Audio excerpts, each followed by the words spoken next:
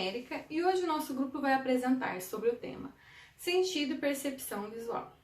A percepção é o processo pela qual nós reconhecemos e identificamos os estímulos. Na visão, esses estímulos são transformados em imagens. Isso se dá pela capacidade que o olho tem de capturar a luminosidade. O olho é um órgão protegido pela calota craniana, pálpebra e sobrancelha. Em sua anatomia, ele é constituído por retina, córnea, íris, entre outros. Sendo responsável por levar todas as informações ao nosso cérebro, o nervo óptico. E como se dá esse processo de percepção visual? Toda a informação que os nossos olhos captam são processadas no córtex cerebral. A visão fornece informação sem a necessidade de proximidade. Isso se dá pela capacidade de cada objeto tem de refletir a luz. A percepção visual, ela não depende só da nossa parte cognitiva, mas também de tudo que nós conhecemos. Como, por exemplo, como nós conseguimos reconhecer um rosto familiar entre a multidão, ou olhar para uma imagem e nos lembrar de sons, cheiros.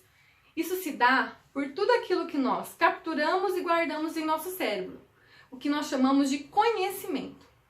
A percepção visual compreende, entre outras coisas, cores, formas, relações espaciais como, por exemplo, profundidade, intensidade, luminosidade e movimento, o que nos permite interagir e avançar em nosso entorno. Um exemplo disso é como nós executamos as nossas tarefas diárias. Agora, nós vamos falar sobre patologias na percepção visual. Oi, gente, tudo bem com vocês? Meu nome é Sara e hoje eu vim falar um pouquinho sobre as patologias e os transtornos relacionados aos problemas de percepção visual. Bom, um deles é a miopia. O que seria a miopia? Uma pessoa míope, ela tem facilidade de enxergar os objetos que estão ao seu redor, porém tem dificuldades de enxergá-los quando estão afastados, né? Que geralmente ficam aí desfocados. Causas da miopia. O que são? É quando o nosso globo ocular é muito longo em relação ao poder de foco da nossa córnea ou das nossas lentes. Isso ocorre quando os raios se concentram em apenas um ponto à frente da nossa retina, ao invés de focar em toda a sua superfície. Temos 4 tipos de miopia. A primeira é a miopia congênita, que é desde o nascimento e considerada de grau elevado. A segunda, miopia axial, que é quando o comprimento do nosso olho é mais alongado do que o comprimento óptico, também considerado de grau elevado e evolutivo no decorrer da vida. A terceira é a miopia de curvatura, que é a mais frequente. Ocorre quando a curvatura da nossa córnea é mais acentuada e que daí se formam imagens à frente da nossa retina. E por último, a miopia secundária, que é mais comum entre pessoas de idades mais avançadas, com glaucoma, que é um nervo danificado, ou com catarata congênita. Ocorre o deslocamento e a degeneração do cristalino dos nossos olhos. E o estigmatismo, o que é? Ele é um erro refrativo no determinado eixo do nosso olho, que é causado por uma alteração na curvatura da nossa córnea, que é onde as pessoas enxergam imagens ou objetos borrados, distorcidos. As causas ainda não são determinadas, mas normalmente é um erro refrativo desde o nascimento. E por último, a hipermetropia, que é o contrário da miopia. Isso ocorre quando as pessoas têm dificuldades em enxergar de perto. Um termo bem comum é quando uma visão desfocada dos objetos próximos, ao olhar à distância, enxerga com clareza. Um exemplo bem legal é quando que para uma pessoa ler um livro pode ser um problema, mas olhar uma placa na estrada não. A hipermetropia, as causas envolvem diversos fatores, mas a principal é a hereditariedade. Oi, gente, meu nome é Rafaela Junqueira e hoje eu vou falar de como é possível melhorar e reabilitar a percepção visual. Então, assim, tal como as outras habilidades cognitivas, a percepção visual pode ser exercitada e melhorada. O cérebro e as conexões neurais, por serem um músculo, eles podem ser desenvolvidos e fortalecidos através de treinamento e prática.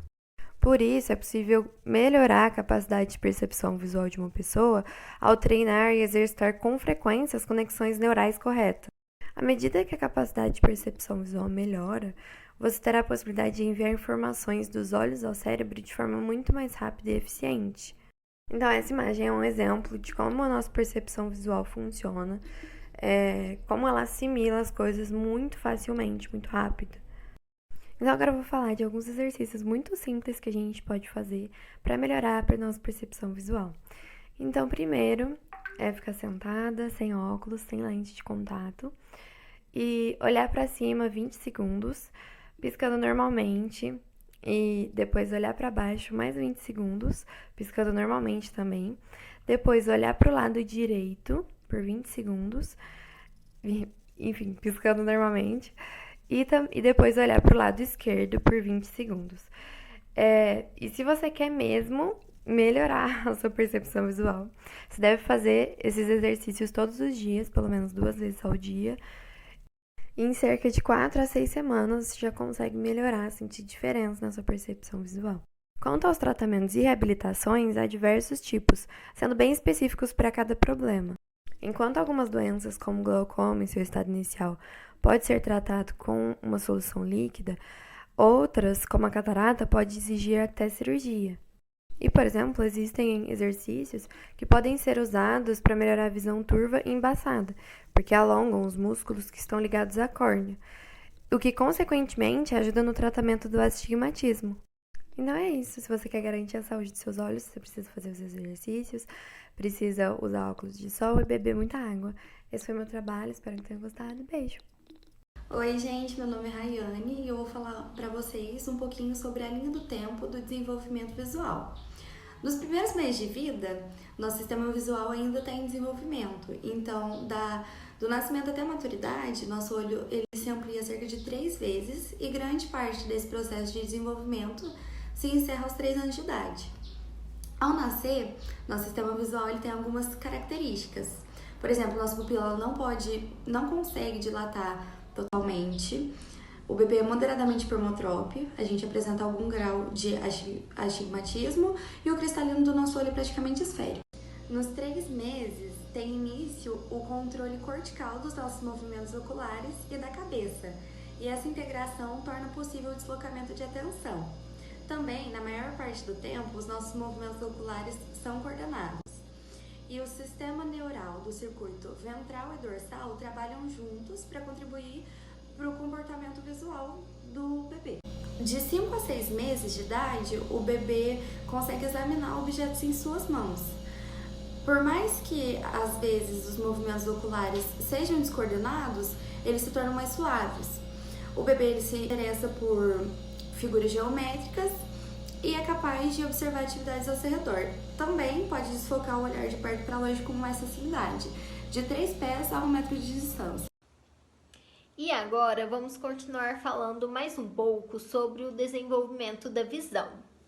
Uma criança de 9 meses a 1 ano já consegue focar visualmente em um objeto em sua volta, consegue também identificar pessoas conhecidas e desconhecidas, observa rostos e tenta imitar expressões, busca objetos escondidos após a ação de esconder. E uma criança de 2 anos, as suas habilidades ópticas já estão bem suaves e coordenadas, a milenização do nervo óptico completa. Uma criança de 3 anos, o tecido da sua retina já está maduro, a criança consegue já montar quebra-cabeça simples, fazer uns desenhos, né? Por exemplo, um círculo cheio de pontinhos. E por último, criança de 5 a 7 anos, que vai ser onde o desenvolvimento das funções básicas já vão estar concluídas. E depois vão só ocorrendo mudanças, né, na densidade das sinapses do córtex. Agora vamos falar sobre a percepção visual na terceira idade. Com o avanço da idade, é natural que tenhamos um pouco mais de dificuldade para enxergar. Afinal, nosso corpo não é mais o mesmo e os sintomas de desgaste da saúde ocular são um dos primeiros a se manifestar. Uma boa visão representa qualidade de vida e autonomia, mas para isso é necessário alguns cuidados durante toda a vida adulta. O envelhecimento pode ser compreendido como um processo complexo. Ele é marcado por mudanças significativas na nossa capacidade funcional, sendo elas motora, sensorial e cognitiva. Vale também lembrar que esses problemas podem ser relacionados diretamente com o nosso estilo de vida. Vamos falar então de dois fatores que podem intensificar os problemas na percepção visual. Os fatores biológicos, sendo eles doenças hereditárias, fatores genéticos, exposição ou uso de substâncias tóxicas, má nutrição, entre outros. Os fatores sociais podem se destinar à falta de acesso, à falta de atendimento, à falta de médicos especializados, até mesmo à falta de informação. Em muitos lugares em nosso país, não existe acesso a esse atendimento, sendo que é necessário percorrer distâncias enormes para esse tipo de atendimento. Muitos deles têm medo de hospital, de médico e da própria cirurgia ocular, impossibilitando assim a recuperação visual. Essa diferença social traz-nos uma realidade muito difícil, pois destina a muitos uma realidade precária. Podemos então linkar aos dois fatores, tanto biológico quanto social, o estilo de vida, sendo ele muito importante para que tenhamos uma saúde prolongada.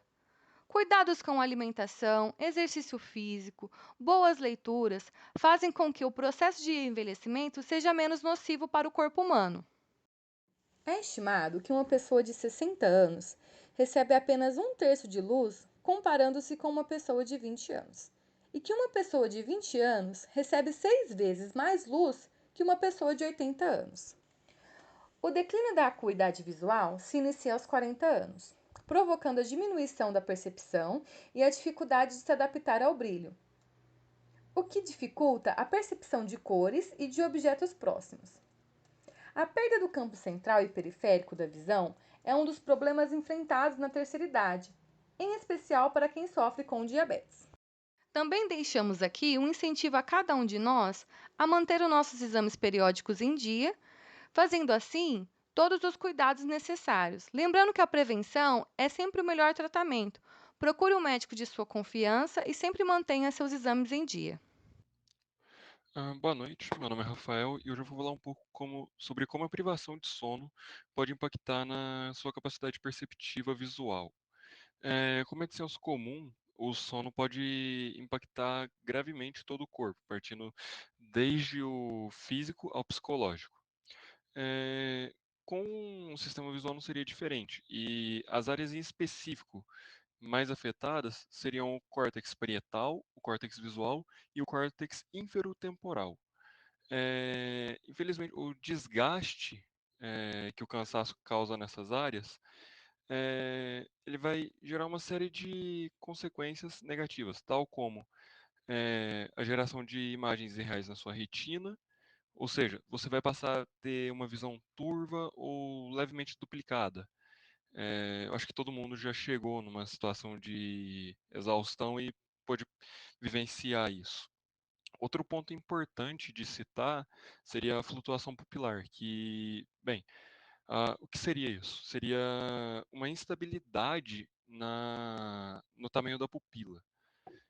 E isso impacta, como vocês devem saber, na quantidade de luz que vai incidir sobre a retina. Isso pode tanto ofuscar as imagens, quanto deixar ruim ver por falta de luz. Ou seja, você começa a ter uma dificuldade de entender o que está se passando.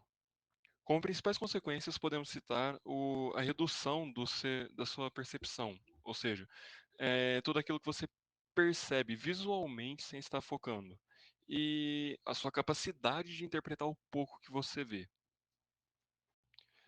Vale também mencionar a percepção visoespacial, que, bem, ela seria a capacidade de uma pessoa de criar um plano espacial a partir daquilo que ela percebe, não só visualmente, no caso de pessoas que possuem alguma deficiência. Cegos, por exemplo, costumam usar a audição para bolar esse tipo de plano. A percepção visoespacial ela ocorre de forma simultânea e complementar à sua percepção visual, porque a gente consegue perceber quase que instantaneamente quando você olha para algo, qual a sua distância disso, quanto você deve se mover até chegar lá, ou quanto você deve esticar o braço para pegar o elemento X, coisas desse tipo, sabe? É, e acho que isso já faz a gente entender o quão importante ela é para o nosso dia a dia. Você não conseguir se localizar dentro de um campo espacial te torna basicamente incapaz de andar ou executar qualquer ação que envolva movimento. Bem, agora que a gente já tem um conhecimento mais profundo sobre o assunto e melhor do que o que tínhamos anteriormente, a gente vai partir para a dinâmica. Ela vai funcionar da seguinte maneira: a gente vai apresentar algumas imagens, mais especificamente pinturas. Eu não sei pronunciar o segundo nome dele, por isso eu não vou nem me arriscar nessa parte. Mas bem, ele é um pintor que costuma produzir obras que você consegue perceber diferentes coisas nela. Normalmente um rosto e uma paisagem contendo algumas pessoas, certo? A gente vai colocar imagens mais fáceis de se interpretar no começo, partindo para as mais difíceis no final. Eu vou colocar elas com um tempo de 20 segundos para vocês olharem, tentarem interpretar a imagem, tentar encontrar os dois lados delas. Logo depois eu vou vir explicando, é, apontando pontos em que você pode focar na imagem para identificar as suas duas partes. Partindo agora com essa primeira imagem que vocês já puderam observar aí desde que eu comecei a falar, você consegue perceber um rosto nela. Nessa parte não é muito difícil, mas caso vocês olhem fixamente na cabeça das girafas, ou seja, no que seria topo do nariz dele, algo entre as sobrancelhas, você consegue perceber que são girafas em um campo e as laterais delas possuem barracas armadas e tudo mais. Ou seja, aí você já tem uma pequena demonstração do como vão ser essas imagens.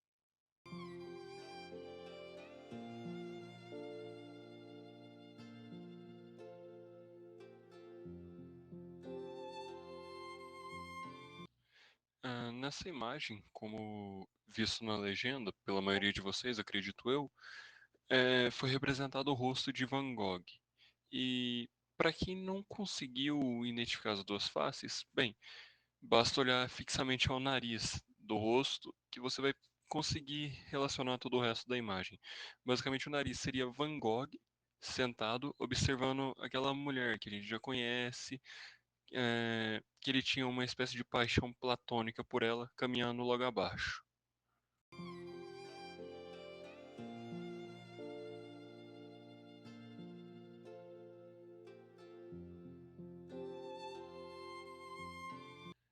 Bem, nessa próxima imagem, a gente já consegue ver um rosto que talvez seja mais conhecido dentre a gente. Ele, como foi dito na legenda, é o rosto de John Lennon. É, Na segunda face da imagem, a gente consegue ver as duas influências dele, o que seria o anjo e o demônio, por assim dizer. Se vocês derem uma pesquisada mais a fundo, vocês vão entender mais ou menos o que eu estou querendo dizer. Agora, para quem não conseguiu identificar isso, a gente olha de novo no nariz, só que dessa vez mais na base dele, onde você vai conseguir ver a cabeça do John Lennon também, só que dessa vez tocando, aparentemente compondo uma música, com ambas as influências, uma de cada lado.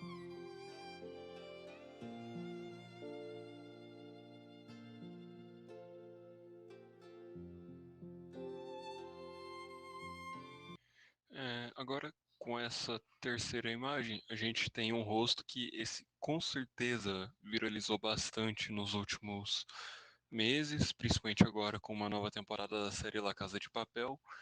É, porque, bem, esse é o rosto daquela máscara que eles usavam, é o rosto de Salvador Dalí. Ele também foi o outro pintor, e nessa imagem a gente consegue ver o retrato de Olave, feito por ele. Se você olhar entre as sobrancelhas, você consegue ver a cabeça, o chapéu de uma moça sentada, com o olhar meio entristecido e tudo mais, sentada em uma poltrona com uma mesa à sua frente, com uma xícara de chá, um vaso e afins.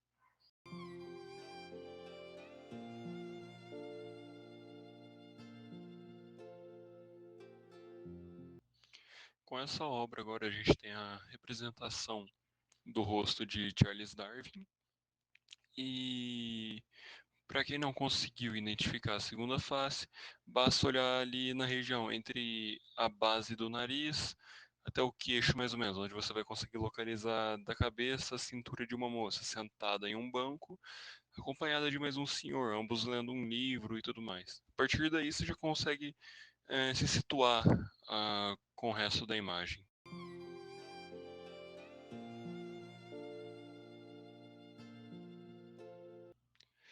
Agora a gente parte para algo que, querendo ou não, é mais próximo do nosso curso, mas dentro da realidade que a gente está inserido no momento. A gente tem a representação do rosto de Freud, com a barba feita por gramas e tudo mais. Caso você não tenha conseguido identificar a segunda face da imagem, bem, se você olhar a orelha dele, você já consegue identificar um cisne. À direita desse cisne, o corpo de um rapaz. À direita dele, uma moça, que em teoria seria o nariz do rosto. Basicamente, essa seria a segunda face. Agora, mais como uma menção honrosa, a gente colocou um autorretrato do pintor, do autor dessas obras, onde ele refez o seu rosto e, ao mesmo tempo, representou ele pintando uma casa. Caso você não tenha percebido, o nariz é um menino, no caso o Oleg, pintando sobre uma tela que está situada sobre o olho esquerdo da figura, do rosto, pintando uma cabana, que seria o olho direito. Então, o rosto seria composto por esses elementos. O intuito dessa dinâmica foi demonstrar como o mesmo estímulo pode ter diferentes interpretações, variando de acordo com o seu ponto focal, ou seja, dependendo da área ou do ponto em que você foca, você pode ter interpretações extremamente diferentes, assim como nos outros sentidos.